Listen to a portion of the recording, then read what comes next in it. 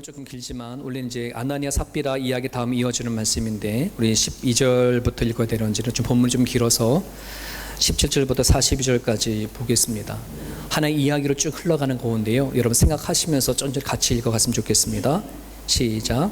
대제사장들과 그와 함께 있는 사람 즉 사두개인의 당파가 다 마음에 시기가 가득하여 일어나서 사도들을 잡아다가 옥에 가두었더니 주의 사자가 밤에 옥문을 열고 끌어내어 이르되 가서 성전에 서서 이 생명의 말씀을 다 백성에게 말하라 하매 그들이 듣고 새벽에 성전에 들어가서서 가르치더니 대제사장과 그와 함께 있는 사람들이 와서 공회와 이스라엘 족속의 원로들을 다 모으고 사람을 옥에 보내어 사도들을 잡아오라 하니 부하들이 가서 옥에서 사도들을 보지 못하고 돌아와 이르되 우리가 보니 옥은 든든하게 잠기고 지키는 사람들이 문에 서 있으되 문을 열고 본즉 그 안에는 한 사람도 없더이다 하니 성전 맡은 자와 제사장들이 이 말을 듣고 의혹하여 이 일이 어찌 될까 하더니 사람이 와서 말하리되 보소서 옥에 가두었던 사람들이 성전에 서서 백성을 가르치더이다 하니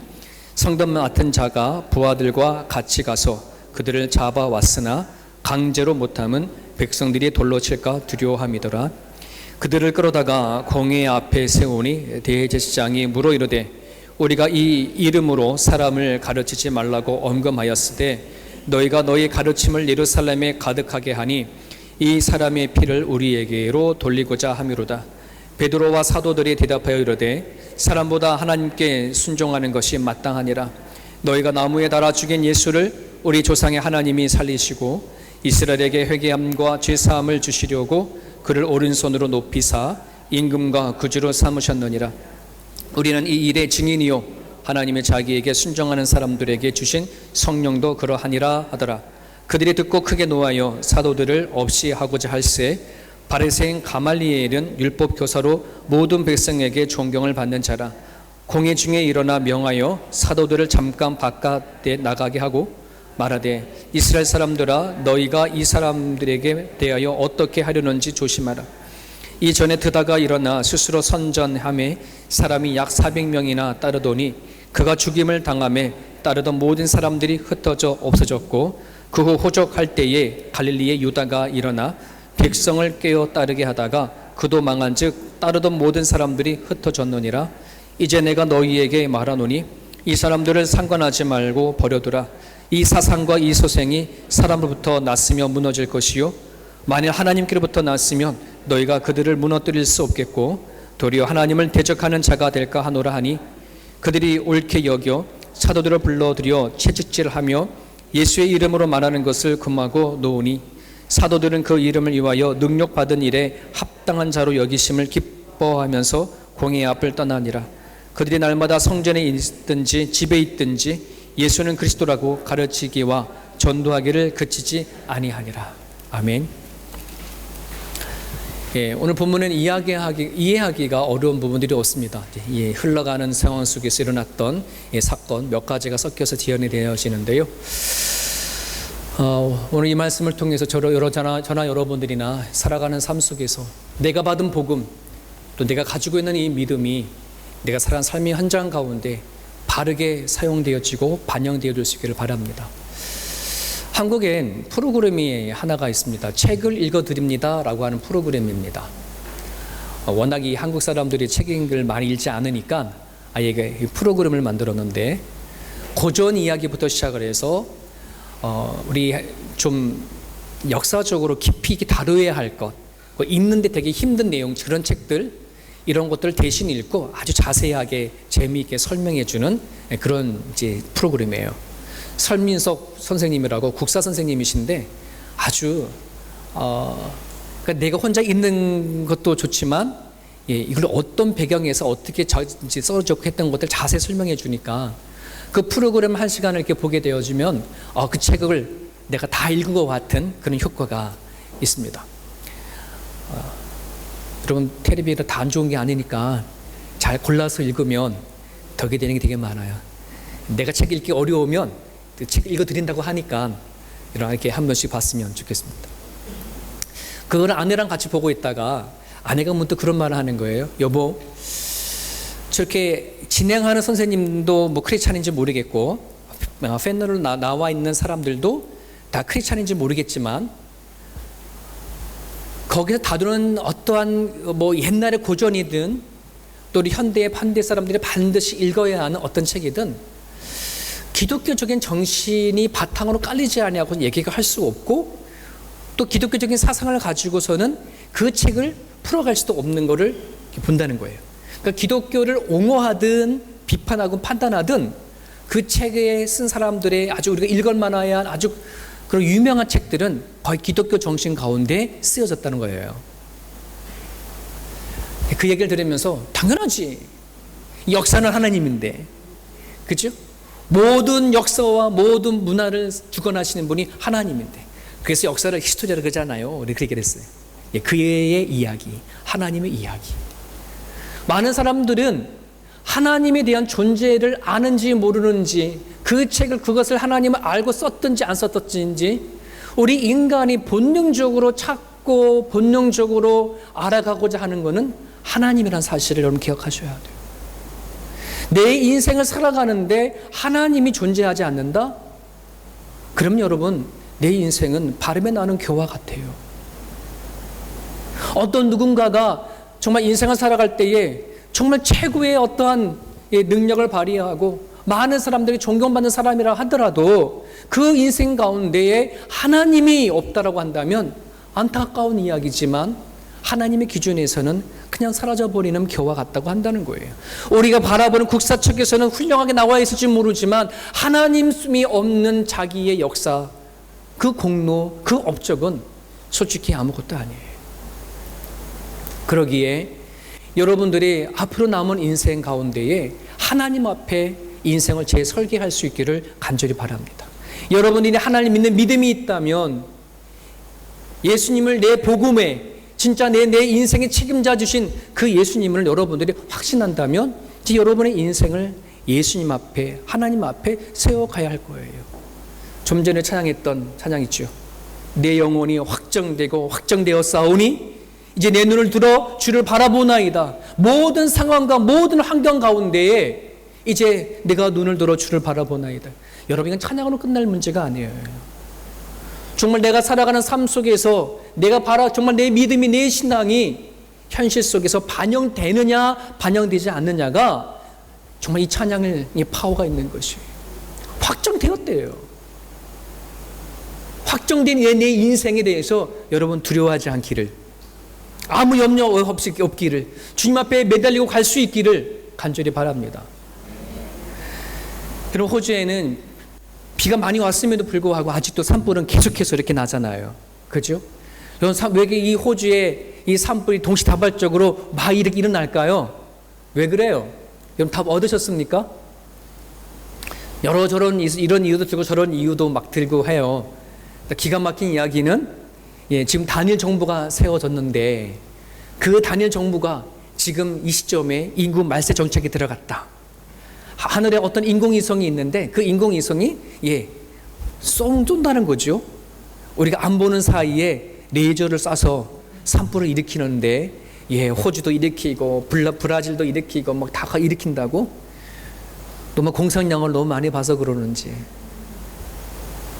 그런데 그 공상 만화 같은 이야기를 믿고 그렇게 확신이 차서 강의도 하는 사람들이 많아요. 유튜브에서 막 올라오고 막 그래요. 과학자들은 다이몰 현상이라고 얘기를 하죠. 우리의 이상한 기온으로 인해 가지고 공기 흐름이 바뀌어졌어. 비가 와야 할 그 비가 호주에 내려야 되는데 오지 않고 그게 어디로 갔어요? 바람의 이동으로 인해서 아프리카로 갔어요. 그 아프리카가 지금 물 날리고 이 땅에 호주는 비가 와야 할 때 뺏싹 말라버리니까 지금 그 건조해가지고 동시다발적으로 불이 탄다. 뭐 여러 가지의 과학자는 과학자대로 또 종교인은 종교인대로 여러 가지 이유를 가지고 현상을 얘기를 하고 있습니다. 하지만 우리가 결과적으로 따진다 본다면 이 이야기는 이미 창세전부터 하나님이 만드신 이 대원칙, 자연을 창조하신 원칙에서 이미 어긋나고 틀어진 것이 이미 시작되어진 거예요. 여러분 창세기 1장에 보면 하나님께서 세상을 창조하시고 만드신 이야기가 쫙 나오잖아요. 여러분 거기에서 창세기 1장에 가장 많이 나오는 문구가 뭔지 아세요? 창세기 1장에 하나님의 세상을 창조하실 때 가장 많이 반복해서 나오는 이야기가 있어요. 뭐냐면 하나님이 이르시되, 하나님이 이르시되.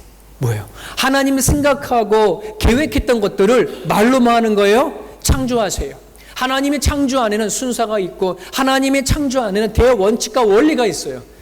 그로 인해서 모든 피조물들은 하나님 안에서 우리 인간들에게 먹거리를 내어줬고 우리 인간이 살아갈 수 있도록 모든 자연과 모든 피조물들이 합력해서 선을 이뤄가는 그러한 원리 속에서 이 세상이 만들어졌단 말이에요.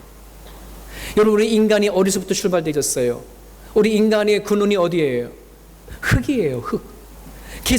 그래서 이 흙으로 만들어진 우리 인간들은 이 땅에서 모든 피조물들로 인하여서 먹고 살고 존재하는 그런 원리 속에 살아가고 있는 것이 대원칙이었어요. 근데 인간이 뭐로 들어와 있어요? 죄로 인한 것이 깨어지고 틀어지면서 이 관계가 틀어지기 시작했죠. 여러분 자연의 이 역습이라고 한다는 것은 지금 일어난 문제가 아니라 우리 인간의 죄를 질 때부터 인간의 역습은 계속해서 일어나고 있습니다. 빈도수가 많아지고 그것이 깊어진 것이 차이가 있지만 예나 지금이나 여전히 지진도 있고 화산도 있고 끊임없는 가뭄과 홍수가 반복해서 일어나고 있어요. 그러면 우리는 그러려니 하고 살아가야 됐습니까? 아니에요. 이런 일이 더할수록 이런 일이 더 많아질수록 깊어질수록 하나님 안에서 이 문제를 다루어야 합니다. 민감하게 하나님과 나 사이 안에서 이 문제가 왜 있는지를 우리는 발견하고 깨닫고 나아가야 돼요. 이 생각을 하지 아니하게 되어지면 오늘 이 세상을 살아가는 우리들에게 믿음이라고 한다는 것은 내 안에 있는 복음이라고 한다는 것은 현실 속에 반영되어지지가 않아요. 그냥 하나의 추상적인 것이고 막연한 것이고 막연한 신앙에 머물러 있지. 오늘날 저나 여러분들이나 하나님이 내 구세주라고 고백할 수 있다면 정말 예수님이 나의 복음이라고 한다면 여러분이 살아가는 현실 속에 내 믿음과 내 신앙이 반영되고 나타내고 드러낼 수 있기를 바랍니다. 현실 가운데 나타낼 수 있게 바랍니다. 내가 살아가는 삶의 현실 속에 능력으로 나타날 수 있기를 간절히 바랍니다. 그것이 있어야죠 돼요. 오늘 예배드리고 일주일 동안 살아가는 가정 가운데 그냥 막연하게 한 주를 살다가 우리가 또 와서 반복되어준 예배가 아닌 내가 살아가는 삶의 현장 가운데 주님을 모실 수 있기를, 하나님 나와 함께 하시고 동행하시는 것을 현실 속에 경험할 수 있기를, 여러분 이것이 정말 되어야죠. 이것이 이루어지지 아니하게 되어지면 여러분 우리의 이 신앙이라는 것은, 우리들의 이 믿음이라는 것은 10년을 가고 20년을 가고 30년을 가더라도 항상 제자리에 거념밖에 할 수가 없어요. 오늘 이 본문은 좀 길지만 이걸 간단하게 요약을 좀 해봅니다. 아나니아와 삽비라 지난주의 얘기 사건 가운데 계속해서 이어지는데, 여러분 지난주 말씀드렸지만 여러분 아나니아와 삽비라 이야기는 뭐 굳이 그렇게 죽음으로 몰아가야 할 이유가 없을 정도로 좀 어떻게 보면 그 사람의 입장을 바라보면 되게 은혜스러운 것이죠. 그가 하나님을 속으로 속였든지 안 속였든지 자기 재산을 팔아서 일부는 자기가 갖고 일부는 교회에다 바쳤는데 그것이 뭐 그렇게 죽을 거야 라고 우리 생각할지 모르지만, 여러분 이 아나니아와 이 삽비라 이야기를 사람의 관점으로 보지 아니하고 하나님에서의 역사를 이루어가시는 주님의 입장에 봤을 때에 하나님 이 이야기에 대해서 진노하게 하셨고 사도들은 그 관점 위에서 이걸 다루었던 거예요. 여러분 이 이야기 뒤에 어떤 일이 났을까요? 교회를 다니는 사람들이나 하나님을 믿지 아니하는 사람들이나 하나님에 대하여서 두려움이 생기기 시작을 했다고 성경 기록하고 있어요. 그럼 그 두려움이 과연 교회를 성장하는 데 걸림이 되게 했을까요? 방해했을까요? 그렇지 않아요. 그 일 뒤로 여러분 교회가 가지고 있는 능력과 파워와 진리가 얼마나 강하게 선포되어지는 줄 몰라요. 교회가 성장하는 거예요. 은혜가 넘치기 시작하는 거예요. 말씀 따라 정직하게 살아가는 그 삶을 통해서 일하기 시작하는 거예요. 근데 문제는 하나님의 역사와 함께 하나님의 능력과 함께 모두 같이 오더라? 마귀의 시험, 핍박과 박해가 같이 와요. 여러분 이것이 성경을 보게 되어지면 또 다른 하나의 원리 원칙이에요. 하나님의 은혜 가운데 뭔가 내가 뭐 살아갈 만하면 하면, 하나님 붙잡을 만하면 아무것도 아닌 것이 나한테 파고 들어와서요, 이걸 확 꺾어버리는 일들이 되게 많아요. 여러분 신앙생활하면서 많이 경험하셨잖아요. 그죠? 예, 은혜를 어디 수련회 가고 기도원에 갔다 와서 막 그냥 열심히 찬양하고 기도하고 마음에 하나님이 충만해서 집에 딱 들어왔는데 가장 가까운 원수인 가정 안에서 뭐가 일어나요? 예, 막 그냥 속을 긁는 일이 나타나잖아요. 받았던 은혜를 한순간에 다 쏟아버리잖아요. 이게 개인의 이야기뿐만 아니라 교회도 마찬가지예요. 교회가 성장할 만하면, 교회가 자리 잡혀갈 만하면, 여러분 이거를 누가 꼴을 못 보냐? 사단이 꼴을 못 봐요. 작년부터 우리 교인들에게 제가 기도시키는 것이 그거예요. 여러분, 우리가 이 교회를 세워가는 데에 있어서 하나님의 은혜가 더하면 더할수록, 하나님의 역사가 더하면 더할수록 우리가 기도할 것이 뭐냐면 악한 영이 틈 못하도록 우리는 기도해달라는 거예요. 여러분, 기도는요, 문제가 생겼어야 하는 기도가 아니라 문제가 일어나지 않을 때 더 많은 기도해야 한다는 사실을 기억했으면 좋겠습니다. 여러분, 전쟁터 나갈 때에 우리는 칼과 방패를 가지고 나간다고 한다면, 여러분 현장에서는 여러분 이 방패를 내려야 돼요? 앞에 두고 전진하나요? 안 해보셨죠? 아마 그래서 그럴 거예요. 여러분, 방패가 우리가 전쟁터 나가면 방패를 앞에 들고 가요? 아니면 내려놓고 그렇게 가요? 항상 왜 들고 가잖아요. 왜 언제는 뭐에 하선이 날라올지 모르니까 성경은 이 방패를 뭐라 그래요? 기도라 얘기를 하고 있어요. 이거 내리고 있다가 언제 하다 탁 나와서 맞은 다음에 하나님 아파요 죽겠어 이때 기도하는 게 아니에요. 날라올 화살을 예비를 하고 뭐 하는 거예요? 기도하는 거예요. 문제 없을 때 더 기도하셔야 돼요. 건강해 있을 때 더 많이 기도하셔야 돼요. 물질이 있을 때 더 많이 기도하셔야 돼요. 행복할 때 더 많이 기도하셔야 돼요. 아멘 안 하시네요. 하셔야 돼요. 근데 우리는 꼭 행복하지 않아. 불행할 때에, 뭔가 땅바닥에 떨어졌을 때에, 아이고 하나님 왜 그렇게 하냐 말이에요. 그냥 지키세요. 여러분, 그냥 내 돈이 나를 지키는 게 아니에요. 돈이 나를 건강을 지키는 게 아니고요. 내가 살아가는 이 좋은 환경과 형편이 나를 지키는 게 아니에요. 하나님이 지켜주셔야 돼요. 우리는 언젠가 내가 가졌다 하는 것을 순식간에 잃어버릴 때가 있어요.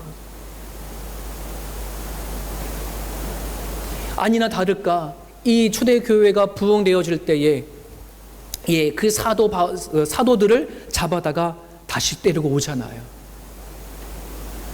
종교 지도자들이 그 전에 베드로와 요한을 먼저 잡아다가 그저 신문했습니다. 한 번만 너 예수를 가리키고 한다면 가만두지 않아 하고 위협하고 겁박하고 내보냈단 말이에요. 근데 여전히 그들이 예수를 전하는 일들이 들리다 보니까 또 잡아온 거예요. 잡아가지고 감옥에 이렇게 자도 넣었는데 오늘 성경에 보니까 누가 이들을 데리고 끌고 나갔어요? 안 읽으셨어요? 누가 끌고 나갔어요? 천사들이 밤에 그들을 끌고 나갔어요. 어떻게 그들을 풀어놨는지는 모르겠지만은 감옥의 문은 닫혀져 있었고 로마의 군사들이 지키고 있었는데도 불구하고 천사들이 그들을 데리고 바깥을 끌고 나와서 얘기하기를 예루살렘의 성전에 가서 여전히 너희들이 전했던 말씀을 선포하라라고 그렇게 보냈단 말이죠. 그걸 종교 지도자는 밤새 동안 몰랐단 말입니다. 그러고 나서는 오전에 문을 열어서 종교 지도자들이 감옥 속에 있는 사도 데리고 와라 했지만 가보니까 있어요 없어요? 없더라. 어디가 있는지 찾아보니까 예루살렘 성전에서 여전히 메시지를 전달하고 있는 거예요. 그러면 이 정도가 되어지면 정말 하나님이 뭔가 있나 보다라고 깨달아야 되는데 그런 건 알다가도 없어. 왜? 그들의 마음에 뭐가 더 가득했기 때문에 하나님을 알려 하는 것보다도 자기 시기가 가득 찼거든. 예수라고 하는 그 예수와 사도들이 행하는 일들 때문에 이 종교 지도자는 시기가 욕심이 너무나 가득해졌어요. 예수를 죽였을 때처럼 똑같이 성전에서 말씀을 전하는 자들을 잡아다가 이제 신문을 하기 시작하는데 여러분 이때의 사도들이 똑같은 말 베드로와 요한이 그 당시에 당당하게 사내들의 공의에 선포했던 것처럼 사도들도 변함없이 복음에 대한 대원칙을 가지고 믿음에 대한 대원칙을 가지고 그 상황에서 하나도 굴하지 아니하고 떳떳하게 상황을 이겨나가서 얘기를 하고 있어요. 그럴 때에 그 당시 자기네들 사이에서 인정해주는 인정하고 나름대로 존경을 받는 율법학자였던 가멜리아라는 한 사람이 어떤 말을 합니까? 아주 기가 막힌 얘기를 하죠. 이 이스라엘의 역사 속에 일어났던 어떤 대혁명들, 모든 사건을 가지고 봐라, 옛날에 드다라고 하는 사람이 일어나서 이스라엘 백성들을 선동해가지고 혁명을 일으켰다고 했지만 그가 죽고 나서는 다 사라지지 않았냐.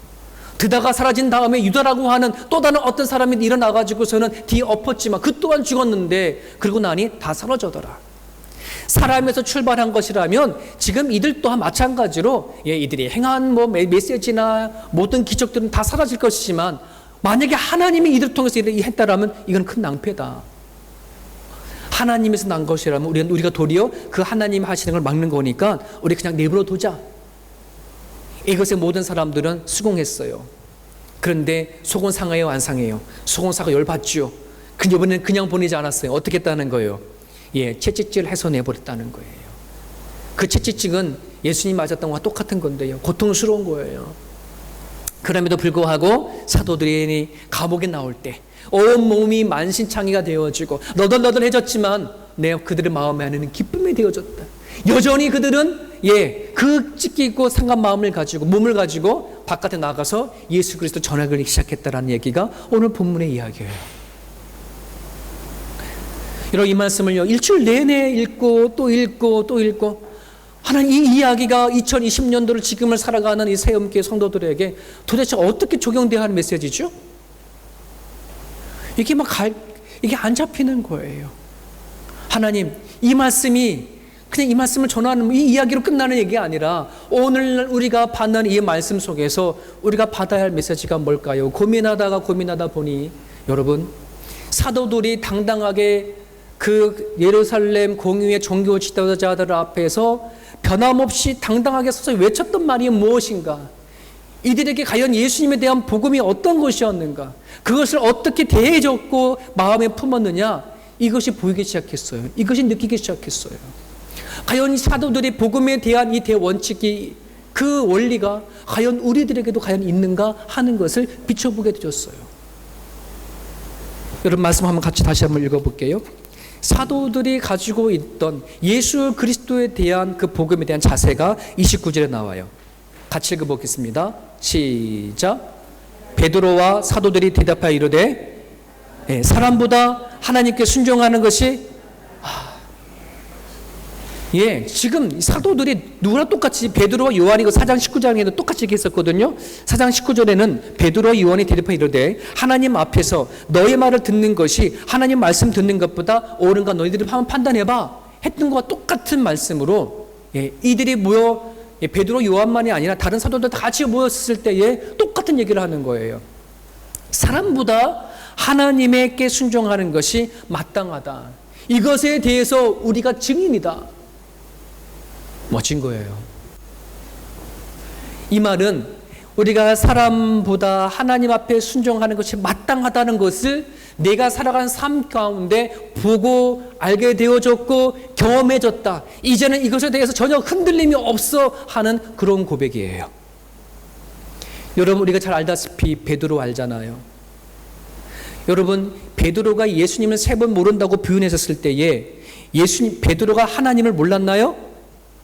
아니에요. 예수님이 하나님의 아들인 거 몰랐나요? 아니에요. 마태복음 10장 16절 주는 그리스도시요 하나님 살아계신 하나님의 아들이십니다라고 고백했던 사람이 베드로였어요. 하지만 자기의 눈앞에서 예수님이 십자가에 사람들에 끌려 들어가고 십자가 길을 걸어가는 그 상황 앞에 베드로는 예수님을 3번이나 부인하게 되어져요. 그가 하나님을 알고 있다는 것과 예수님을 해서 고백했던 그 믿음이 그 상황 가운데에는 하나도 반영되지 못했던 태도였어요. 여러분 베드로에게 하나님을 모르는 믿음이 없어가 아니에요. 믿음이 있었다니까요. 예수님을 구주로 시인했다니까요. 그럼에도 불구하고 왜 베드로는 그 자리에서 예수님을 내 주인이라고 말하지 못했을까요? 근데 지금은 달라요. 지금은 산헤드린 공의회 앞에서 똑같이 예수님의 신문받는 그런 신문을 받고 있음에도 불구하고 하나도 그 마음에 두려움이 없어요. 어떻게 말하느냐에 따라서 자기는 지금 당장 죽을 수도 있고 십자가에 처형되어 줄 수도 있는 상황들이에요. 이 사도들에게는. 그럼에도 불구하고 하나도 두려워하지 않아요. 여전히 당당하게 너희들 말 듣는 것보다 하나님의 말 듣는 것이 마땅하다라고 당당하게 외칠 수 있는 그 힘과 파워와 능력이 어디서 나왔을까요? 정말 그들 안에 예수 그리스도가 성령님이 살아계심을 온몸으로 경험하기 때문에 그래요. 확실했기 때문에 그래요. 여러분, 목회자가 여러분들에게 끊임없이 하나님을 만나세요, 하나님을 교제하세요 라고 하는 그 이유가 어디 있느냐면 바로 이런 부분에 있는 것이에요. 여러분이 하나님을 모르는 거 아니에요. 예수님을 여러분 구주로 고백하지 않는 것이 아니에요. 우리가 베드로처럼 똑같이 고백하고 똑같이 시인하지만 막상 내가 살아갈 때에 현실 속에서 내 하나님을 드러내야 하고 내 믿는 믿음을 드러내야 할 그 상황 속에서 나는 과연 그렇게 할 수 있는가가 내가 복음에 대한 원칙이 있냐 없냐 하는 거예요.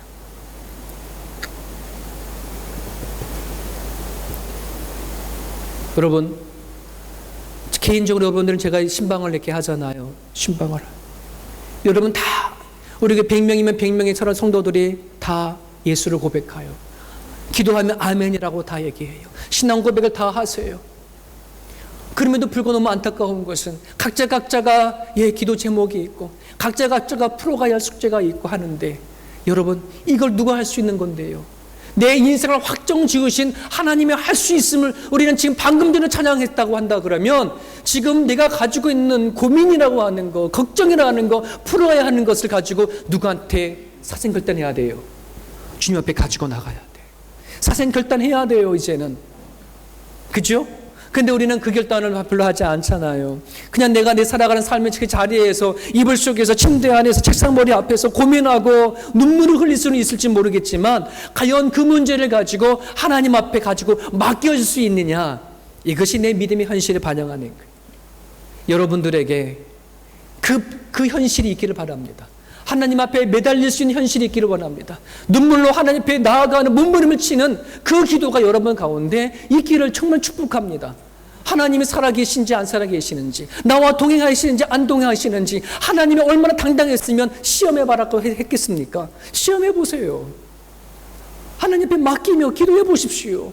내가 이것 때문에 못 살겠습니다. 이것 때문에 내 마음이 찢어질 것 같습니다. 내 안에 쓴뿌리가 생겨서 어떻게 할지 모르겠습니다. 하나님 앞에 가지고 나가 울고 해보십시오.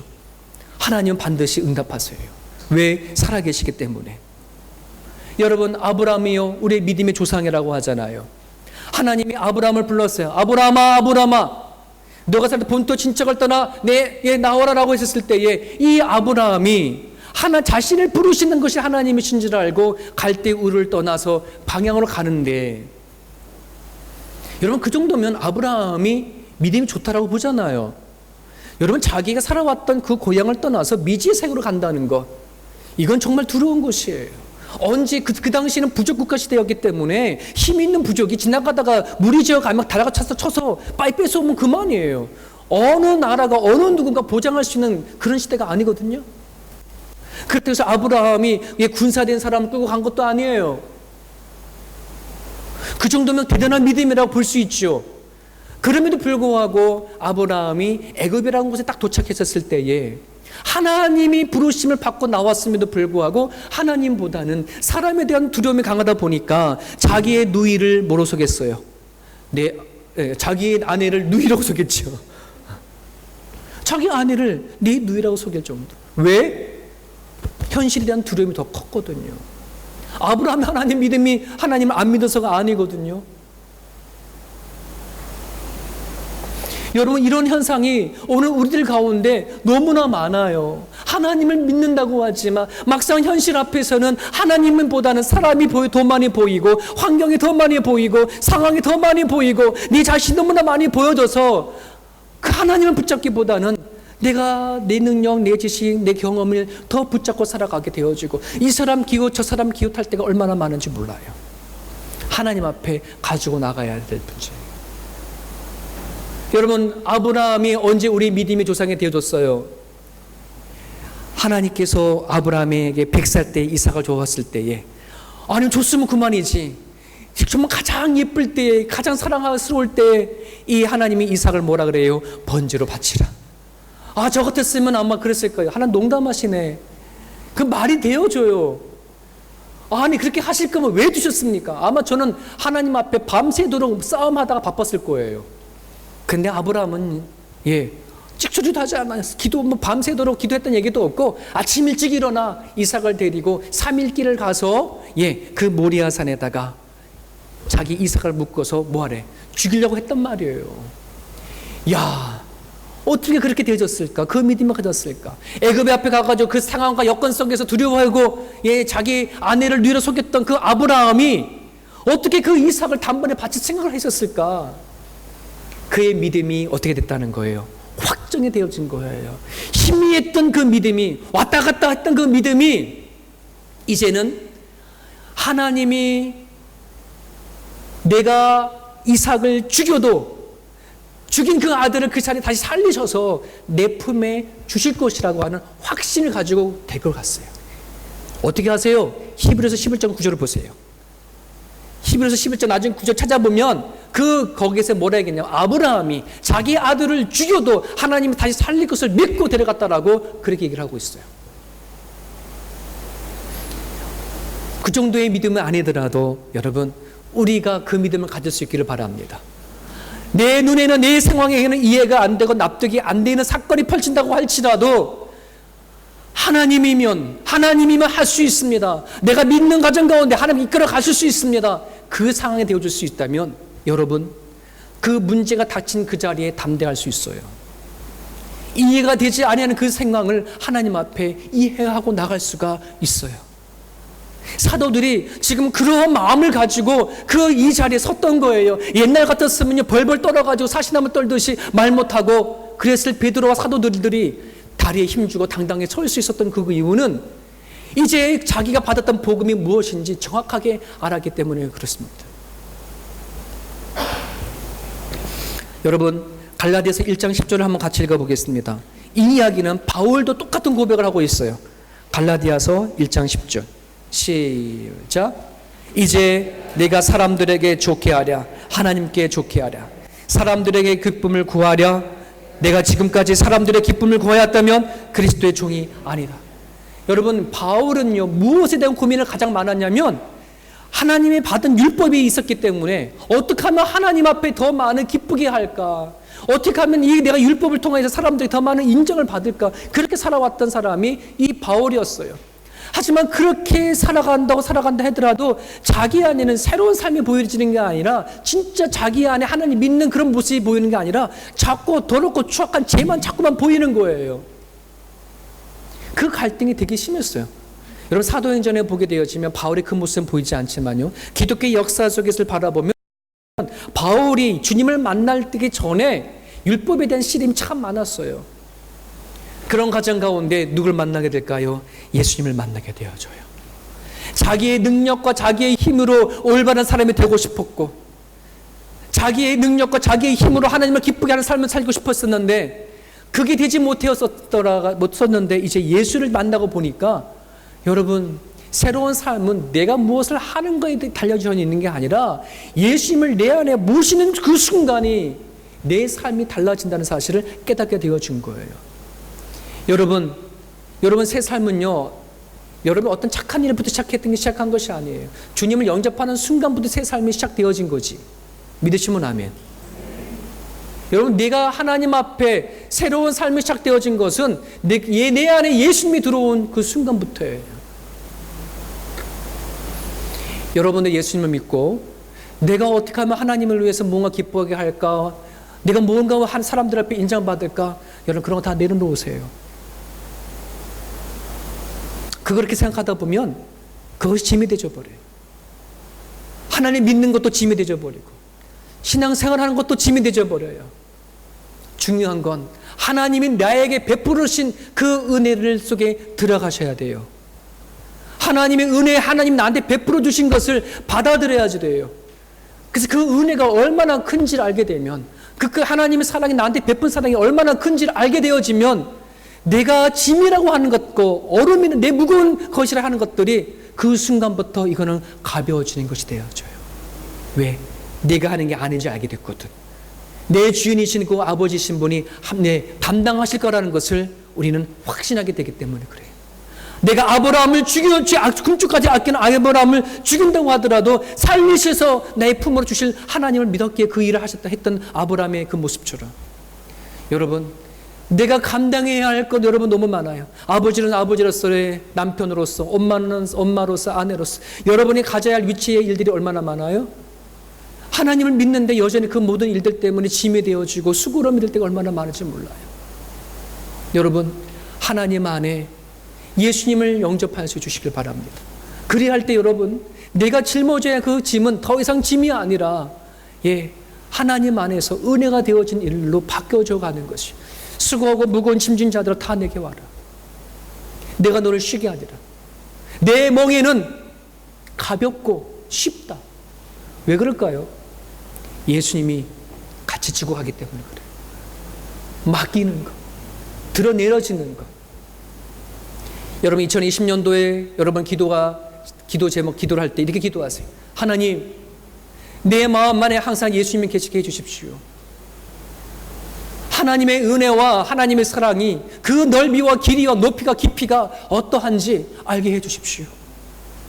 하나님의 그 은혜를 내가 마음속에 경험할 수 있다면 이제 내가 감당해야 할 수많은 짐들과 내가 해야 할 수많은 책임감들이 무엇이 되어질까요? 그것은요, 더 이상 짐이 되지 아니하고 은혜로 와 닿을 거라고 저는 믿습니다. 여러분, 가멜리엘이 얘기했지요. 사람에서 난 것이라면 무너질 것이다. 하지만 하나님에서 난 것이라면 여러분, 그 일된 역사가 일어나는 것이에요. 이 시험기를 출발할 때에 제 배를 채우기 위해서, 제 유익을 위해서, 우리 여러분들의 모든 이익을 위해서 왔다 그러면요, 여러분 무너질 거예요. 사람의 생각으로 세웠던 세움교라면 무너질 거예요. 하지만 나는 죽고 예수를 산다는 것, 하나님의 말씀이에요. 성령의 우리 6가지 중심가치, 이 6가지는 어떤 인간 내가 만든 것이 아니고요, 성경에서 하나님께서 주신 메시지예요. 그 6가지가 다 담겨져 있어요. 세움교회를 세워가시는 분이 하나님에서부터 출발되어신 거라면, 우리가 지금 매달리고 붙잡으려고 하는 것이 하나님께서 온 것이라면 반드시 하나님은 뭐한다? 축복하시고 세워가신다. 여러분, 2019년도에 하나님께서 하신 거 우리는 보았잖아요. 2020년도 올해도요, 우리 기대하세요. 소망을 두세요. 우리가 하나님을 붙잡는 것이 사실이라면, 내가 하나님 붙잡고 가는 것이 확실하다면 반드시 하나님은 우리를 통해서 일하실 거라는 것이죠. 오늘 저는 여러분이랑 이 말씀을 붙잡으셔서요, 여러분, 사람 앞에 좋아할 거냐, 하나님을 살아갈 거냐.